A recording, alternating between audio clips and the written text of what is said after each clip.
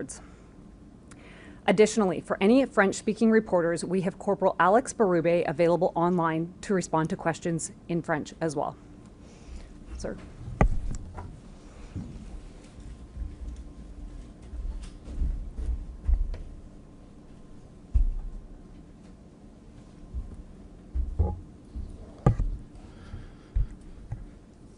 Good afternoon, good morning, everybody. Thank you for coming. And I recognize the significant interest not only the media but the public have in this event, so I will endeavor to do my best to inform you as up to date as possible and to provide some information moving forward about how we will manage our communications. I'll just start with a review of the incident from yesterday. So on February 10th at approximately 1:20 p.m. Pacific Standard Time at Tumblers Ridge, RCMP received a report of an active shooter at Tumblers Ridge Secondary School. A police-initiated public alert, PIPA, was issued as officers responded. Police from Tumblers Ridge RCMP and surrounding detachments responded immediately, with members from the local detachment arriving within 2 minutes of the initial call. Upon arrival, there was active gunfire, and as officers approached the school, rounds were fired in their direction. Officers entered the school to locate the threat. Within minutes, an individual confirmed to be the shooter was located deceased with what appeared to be a self-inflicted gunshot wound. The suspect has been identified as 18-year-old Jesse Van Rootselaar, who is a resident of Tumblers Ridge. 2 firearms, a long gun and a modified handgun, were recovered by responding officers. Determining the origin of these firearms and what role they played in the shootings remains a significant part of the active and ongoing investigation. Multiple victims were located throughout the school, along with approximately 25 individuals with possible injuries. Once it was determined to be safe, officers evacuated over 100 students and faculty to a local community center, while police continued to assess whether any ongoing threats remained. Those with potential injuries were transported to the local medical clinic for triage and assessment, and 2 victims with significant injuries were transported to hospital via air ambulance. Following a medical assessment of the individuals, no discernible physical injuries were identified for those that remained at scene. I'd like to correct some information that was shared yesterday and to clarify that 9 people in total are deceased as a result of this incident.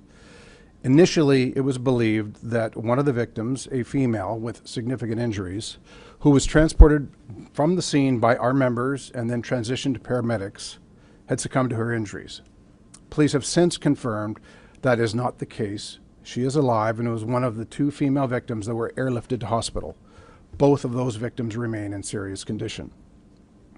The deceased victims from the school include an adult female educator, 3 female students, and 2 male students between the ages of 13 and 17. 2 additional victims, an adult female and a male youth, were located deceased in the local residence. The BC Major Crime Unit has assumed conduct of the investigation and is working to determine the full circumstances surrounding this tragic incident. There's been much speculation within the community regarding the relationship between the shooter and some of the victims. All of that remains part of the active and ongoing investigation. We are not in a position to publicly confirm any specifics at this time. Additional resources have been deployed to Tumblers Ridge to support both the investigation and day-to-day policing operations, which continue with the assistance of our neighboring detachments. BC Emergency Health Services, the Tumblers Ridge Fire Department, the local medical center, the school district, the community center, and many others within the community have provided significant support throughout this response. Anyone in the community who does not need support, who does need support, is asked to go to the Tumblers Ridge Community Center at 340 Front Street. We understand the community has questions, and we understand they want to know the motive behind this tragic incident. We do believe the suspect acted alone, and there are currently no other outstanding suspects. Our investigators remain on scene, actively gathering information to determine the full circumstances of what transpired. This is a deeply distressing incident where 9 individuals have senselessly lost their lives. Our thoughts are with the families, the loved ones, the first responders in the greater Tumblers Ridge community, and all those impacted by this tragic incident. If you have questions, I'm prepared to take them at this time. Officer Romina Dea from Global News. Could you please expand a little bit on the suspect? Was he known to police? Were there any red flags regarding his mental health? So a suspect is identified as an 18-year-old female by the name of Jessie. We have a history of police attendance at the family residence.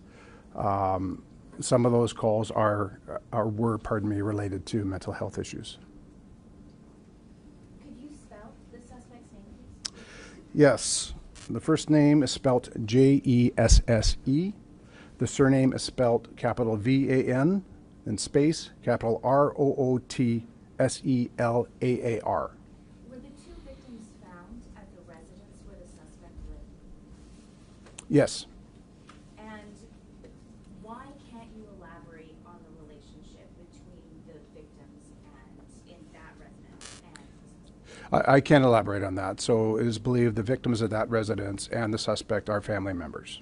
Can you say what parent, sibling, what relationship that is? Yes, the female adult victim is the mother of the suspect, and the youth male is the brother of the suspect, or stepbrother. Can you expand, you talked about the history of mental health with this female suspect. Could you expand on that? I'll give you perhaps remaining some general comments on that. Police had attended that residence on multiple occasions over the past several years, dealing with concerns of mental health with respect to our suspect. I can say that on different occasions, the suspect was apprehended for assessment and follow-up. So apprehended under the Mental Health Act? Yes. Taken to hospital? In some circumstances, yes. Any indication whether or not the suspect was receiving any help for their mental health situation regarding counseling, any of those services that are involved? I don't have that information at this time if the suspect was currently receiving care. I don't have that information at this time. Any of the interactions with police, did any of them have to do with weapons? Yes. In particular? Yes. Could you expand on that, please? I will say that, again, I'm not trying to be too circumspect, but police have attended that residence in the past, approximately a couple of years ago, where firearms were seized under the criminal code. I can say that at a later point in time, the lawful owner of those firearms petitioned for those firearms to be returned, and they were. Were criminal charges laid in relation to those firearms? No. What firearm with FYI media? My question is, we've heard all around the world reports coming out from different media, not local but world, and we've heard people from Tumblers Ridge, actually people that know the shooter, and they are all saying that this person is transgender. Why is the RCMP not speaking to this? Why are we hiding this from the public? Well, first off, thank you for your question. We're not hiding it. In fact, you're the first media to ask the question. I will say this. We identified the suspect as they chose to be identified in public and in social media. I can say that Jesse was born as a biological male who approximately, the information that I have, approximately 6 years ago began to transition to female and identified as female both socially and publicly. Unfortunately, we've heard a lot of transgender as masculine shootings. Do you think there's a correlation here? It's too early to say whether that has any correlation in this investigation. I think it's important to recognize that this investigation is still in its infancy. We have scenes still locked down, the school and the residence, while we execute search warrants and gather further evidence and talk to witnesses that may have further evidence for police. Can you tell us about the weapon? I'm just wondering, can you tell me when police, prior to yesterday, last in contact with Jesse? That's a good question. I probably have that answer somewhere here in my papers, but I believe we were there sometime last year. So nothing in the last few days? Nothing in the last few days, that's correct. Okay, and you talked about the guns that were Mhm. recovered. And can you say anything about who owned those guns, whether he had any sort of consent? So I will say this. I know the guns are of significant interest to everybody. Part of the reason we haven't identified the specific models of the firearms or ownership is because at this point in time, our investigators continue to pursue those leads. We want to make sure that the information we do provide is accurate. We want to ensure that we can identify properly the ownership of the firearms, how they were procured, whether they were lawfully owned, unlawfully owned, whether they were manufactured, and whether there could be any other parties to an offense that we are not yet aware of. So when we are able to release that information, we certainly will. He was quite young. Did he have a license to have that? I can say that she had a license that had expired. I believe it was in 2024.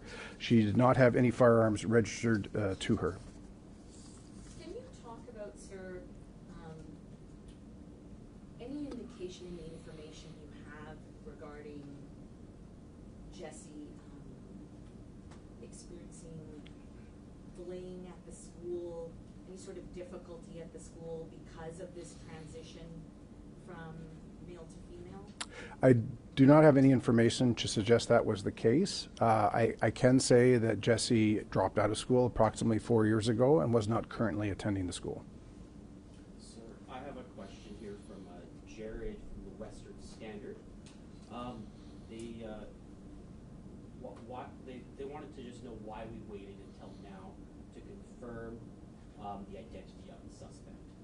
It's a good question. I know it's one of concern, specifically with the speed of social media. I think it's important to recognize that yesterday, when we first provided a media availability, it was approximately 5 hours after the active shooter event. At that point in time, we were still trying to lock down locations. We had victims that we were evacuating. As you can imagine, the scene was quite chaotic with significant amount of trauma. And it's important for us when we do release information to get it accurate. I point to the case of now having to correct and say that there's only 9 deceased persons instead of 10. We want to get information out as quick as possible, but we also appreciate that that information needs to be accurate, because particularly when we're dealing with victims or are dealing with the identity of a suspect, we have to take into consideration, in this case, our suspect was deceased. We had to locate next of kin to notify them. So I would hate, notwithstanding the public interest, I would hate for someone to find out that their loved one was deceased coming from our podium or coming from the news media in advance of being told in person. And then I have one other question here from Ruth with Energetic City. Was the suspect related to anyone in the school? I can say that the suspect was not related to any of the victims of the school. I don't have any broader information beyond that, other than say that the suspect was related to the 2 victims at the private residence. Did the suspect leave a note or any other communication in advance of this happening? Not that we've located so far, but we are continuing to pursue that lead. Sir, are you able to give us sort of what the police's working theory is on why this happened? Well, we don't have an idea yet as to motive. And again, recognizing we're still less than 24 hours into this incident, it is something that we are certainly passionately pursuing. But it would be too early to speculate on motive at this time. Was there a bolt put out to be on the lookout for prior to the shootings regarding the suspect? Not that I'm aware of, but once the shootings commenced, we did issue the public police alert. And did police open fire on the suspect? Police did not return fire, to the best of my knowledge, but went into the school. Where in the school were the victims killed? There was one victim that was located deceased in the hallway, in the stairwell of the school, and the others were located, I believe, in the library of the school. Can you comment on the home of the shooter? What was it like? Was it in disarray? Sometimes when there's some sort of abuse going on, there's certain things you can see in a home. Was it anything like that apparent? I can't comment yet on the nature or the environment of the family home. It was locked down originally for to secure a search warrant in order to allow our investigators to go in. So I can't comment at this point in time. Can you tell us the rough address of the home, like where the 2 people found deceased? I do have that information. It will be locked down, so I would respectfully ask members of the media and the public not to attend the scene of the family home because we have a lot going on there, but it's 112 Fellers Avenue in Tumblers Ridge. Regarding the home, were there additional firearms or weapons found during the search? I don't have that information at this point in time. I can say that historically there were firearms that were secured at that residence in a safe, but I haven't updated with the investigators yet to determine if they've gone in and located more firearms. Just looking for clarification, you talked about police being called to the school rather than to. Were they called to the home before that? Yes, no, they were called after. So we understand the sequence of events, and I'll get to this. So we did not receive a call to attend the home until approximately 2:47 p.m. or 1:47 p.m. Pacific time. We were called because a neighbor, there was a young female at that home that went to the neighbors, and that's how we learned that there were 2 deceased at that residence. So the neighbor called the police. We know the sequence of events now is that the incident at the home occurred first, where we have the 2 deceased family members, and from there our suspect attended the school and commenced their criminal activity there. What was the relationship of the child who alerted the neighbor to the victims and the suspect? Family member. Has the reunification process been completed for the injured and the evacuees? For the students, and so most of the what I would call injured individuals are people that were assessed for injury were released right in Tumblers Ridge shortly after receiving triage and/or treatment. Those that have been medevaced, I can't speak to that, but I won't speculate on whether they've been in contact with their family. We're still dealing with extended family of those that are deceased. Do police believe, based on the information you have thus far, that the suspect had gone into the school specifically targeting an individual, or it was a random shooting? So we don't have information at this point to suggest that anyone was specifically targeted. I will say that as we continue in the investigation, there is further evidence to gather from the school with respect to video surveillance and that of our officers as well. What can we expect with the victim IDs? Will the RCMP be naming them, and what status are you at with Yeah. family notification?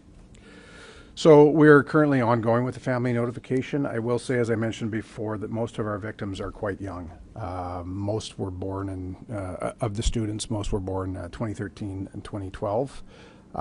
So as you can imagine, for family members, extended family members, friends of the family, etc., this is incredibly traumatic. And so we will deal with and work with the families and cooperate with them in terms of the release of the identities of the victims, photographs, and the like. I know we need to approach this with a trauma-informed practice. We don't want to create additional trauma for families that are dealing with probably the worst circumstances of their lives. So some victims may not be named officially, or that will be up to the families? That will be up to the families as they are minors. In terms of the 25 people who were injured, how many of them sustained gunshot wounds? So of the 25 surviving individuals, the 2 that are currently airlifted, the majority of the rest, there were not gunshot injuries. The reason they were all examined and triaged in first instance is there were a lot that presented with injury, blood, etc., that weren't actually injured, but we had to work through all that. So what kind of injuries were they? Was it like glass or? Yeah, I don't want to speculate. I don't have the exact details, but you can imagine in a chaotic situation where the students and faculty are barricading themselves in a room that any types of injuries could result. Were there any, you mentioned that there weren't any no recent involvement with police and the suspect, but were there any calls, concerns by anyone in the public to police about the suspect in recent days, weeks, months? The most recent incidents I have are from spring of last year. So we've checked our police indices, their databases, et cetera. I don't have any information that there's been anything since then. And could you give us the context of the spring of last year? It's similar to what I said before. The concerns regarding mental health, self-harm, those types of concerns. Okay, we'll take 2 final questions. Just to clarify my question on the injured. So was it 27 injured in total and 2 So I don't mean to smile, but to clarify that, I'm going to say I'm not entirely certain because we have injured from gunshot wounds, we have deceased, and then we have those that were triaged at scene. I'm going to say that the 25 that were triaged at scene are separate from those that were airlifted and those that are deceased. And sir, we just have one other question here regarding the victims. The ones that were airlifted, do we have any updates on their status at this point? Critical but stable. Thank you, sir. Thank you, everyone. Sorry, I'm just gonna need to steal this. You can take the whole thing if you